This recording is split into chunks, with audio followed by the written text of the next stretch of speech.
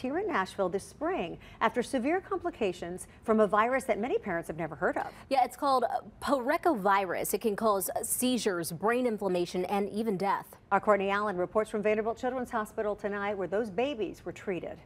A couple of infants left this hospital with seizures and hearing issues. So we asked a professor of pediatrics what parents need to know. What can you tell us about this virus? By the time children are, at least a year old, most have had this infection. Dr. Ritu Banerjee says Parechovirus is a common respiratory virus, but can be dangerous in babies younger than 6 months old.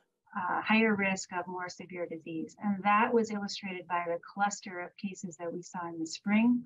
Over the span of 6 weeks in the spring, 23 babies in Nashville had severe complications from Parechovirus. Their ages ranged from 5 days to 3 months old and suffered from an inflammation of the brain and brain lining. Doctors say it's an unusually short amount of time for such a large number of cases. Why there seemed to be a surge this past spring in our region, I don't know. While the majority of infants recovered from Parechovirus with no problems, one was left with lasting seizures and another developed hearing loss. 23.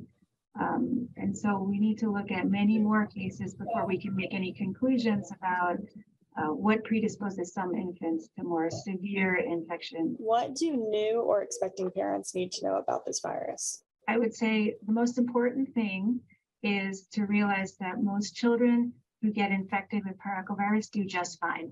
Banerjee says your child needs to see a doctor if they experience any symptoms, including fever, rash, and troubles feeding. Courtney Allen, WSMV 4.